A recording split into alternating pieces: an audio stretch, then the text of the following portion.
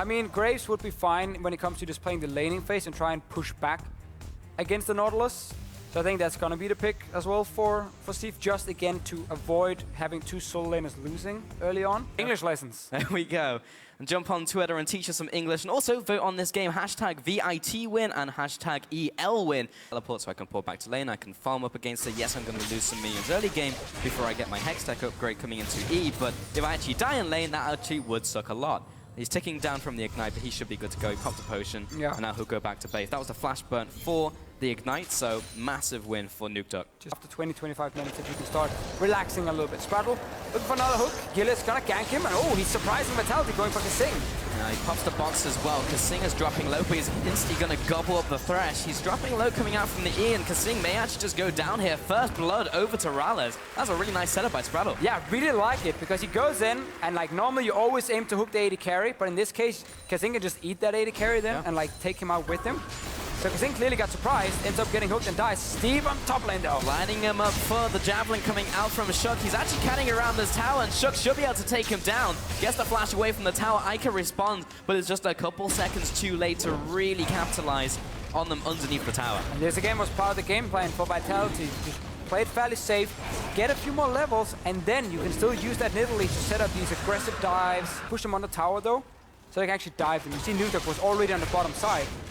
Just having that threat, and Eika can't do anything against him. The perfect combo. To go for that dive bot lane, it's still a good option, but just take mid tower here. Poke it down with it. Sprattel going in though. Flash hook onto kaSing once again. Gilius is here for the gank, but there's TPs coming in for reaction. kaSing actually just goes down, doesn't even pop the Greyhound. Cabochard now comes into the mix, instantly exhausted out as the Riptide comes through.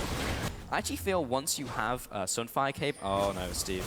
That's not where you want to be, and take extra damage from the Javelin as they jump in. Flash staggering blow, follows up with the Titan's Wrath damage. Shook just raining down the auto attacks, and Javelin's coming out, waiting for the takedown. Cabochard even just waits there, takes another tower shot, as clean as it can be. Bot lane, they're already doing fine in 2v2, so they're getting tower anyway. Eika, this has been happening a few times. Ticking down. Wow, that was actually enough damage. I think that was the last tick. I was not expecting him to die there. Perfectly calculated by Nukeduck. That's gotta feel bad. When this all-in is very easy, also when there's no exhaust in the matchup. Because like, Nukeduck is not afraid of dying. He has a Mortal Mortgage. He's never gonna die 1v1. And he just has way more damage than Eika. Taking down, gets the kill. Top tower went down as well, and now this mid tower is open. Oh no. Oh no! This is the darkest time. Oh. Eika though! Bible thump. Whoop! Doesn't quite connect. Cabochard maybe still under attack by Sprattel. He's good to go. His pink balls all over the map. Cabochard though needs to be a bit careful. There's the ult. Knocks Cabochard against the wall. Titan's Wrath will block a lot of that damage. Riptide for the side step and slow down onto Gilius. Pops the ultimate in return. Nice flash out of the way of the hook from Sprattel. Yeah, I should have held it, man. Yeah. Got a mad life in there. Steve though, Nukeduck. Ah, we almost saw it. There we go. I mean, it was close enough, and that was a nice rotation into the bottom lane. Steve, kind of more of a drone than a cheer there from the crowd. Yeah. They gave up. Feels bad. But yeah, Vitality now pushing down the bottom. There we go. There we got the Steve chance. And then the draft, like this Viktor with teleport, which is a very slow pick. Like Viktor kind of forces a slow game. 21 minutes in, 5 kills, pushing on mid tower. Eika is here, and he's getting jumped on instantly. Depth charge. Ooh, takes the javelin as well. He'll go back into lane because he's still able to offer the death ray at long range.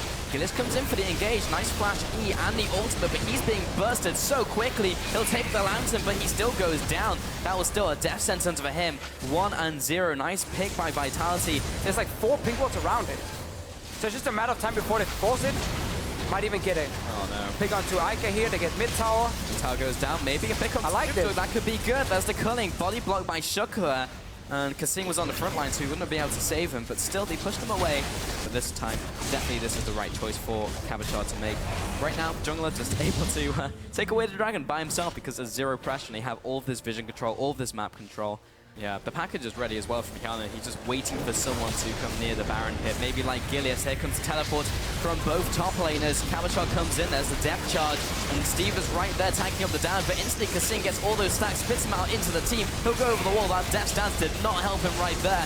Now Vitality are being chunked back as Eika comes in. There comes the death ray, but Hjarnan's already out of the fray. Sprattel turns around, trying to connect that Q, and Nukeduck is falling over for sustained damage. Good disengage by Gilius, but now Elements just kind of want to get out of it. Eika will definitely take this Dark Patches back to the safety of his team, or relative safety, now that Vitality go to the top lane. But with all that pressure generated and the kill onto Steve, this will result in yet another tower. Losing because they're 10,000 gold behind, the comp doesn't work. Yep.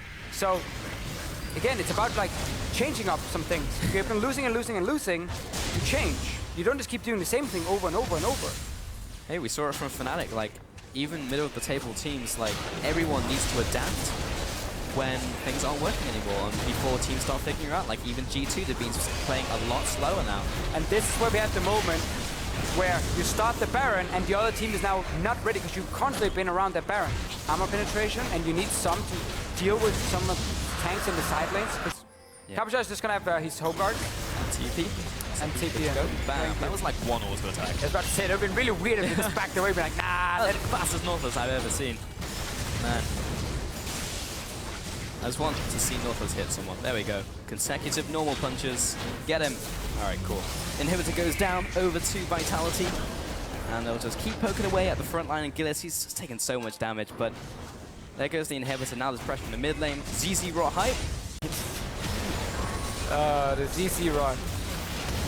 Alright, not gonna do a whole lot. Onto Eika. I feel like this is gonna go too well for Elements. Sprattel's now being chased down, got the Dust Blade on top of him, but Shook is actually the first casualty of the fight. Nukeduck getting a little bit of damage onto Steve. He's gonna get licked though. There's the ultimate backing away. He's gonna be flashing out of this fight, and Eika gets blown up by Nukeduck on the sidelines of the fight. Now Gilius comes in once again. This might be the rallying call for Elements, or the rallying call to go back to base. And Sprattel taking more damage from Hjarnan. These long-range carries taking so much damage onto the enemy team, dealing so much of it rather. Steve also getting blinded. He can't run forward. 0-4-1. He's been farming a lot this game and is starting to itemize now, but even though he was starting to sting in that last team fight, you just have right here. So too far ahead, Gilius. I mean, what are you gonna do? Like, there's so much single target CC. Now we're gonna have a fight in the backline. Nukeduck is just going Rambo. He's just gonna... It happens to the best of us. To be fair, he was blinded. That is true. He could have jumped behind him. You never know. But you don't know. It's just it's literally a shot in the dark, or in this case, 30. Now Sprattel's going to be absolutely just blasted off the face of the earth. Steve, he's pretty tanky and is actually going to be following over Eika. They might be able to pick the Cabochard. Nope. kaSing again. kaSing exists in this game with Tahm Kench. He's gonna just do a little victory dance. Nukeduck speeding down the middle lane. Gotta go fast. Revenge. Get onto MrRalleZ. Take him out. Whoa, that was dirty. That was a lot of damage coming out from the Dust Blade. Now Eika is not quite the right place to place down the gravity field. Now is not the time to use that. Pop. Got him. That was the Dust Blade. I mean, the other one he just destroyed. No, he died. Basically, if you get a kill while it's ticking down, sure, it resets. Resets still. So, I'm not even sure that was the damage. So it doesn't matter. But Vitality strangle out Elements out of this game, and Vitality come up with the win here. They're gonna dive for Nexus as well, because why not? Pop those fancy stats, make it happen. Good job, Shook. Didn't even die. Vitality, what a win.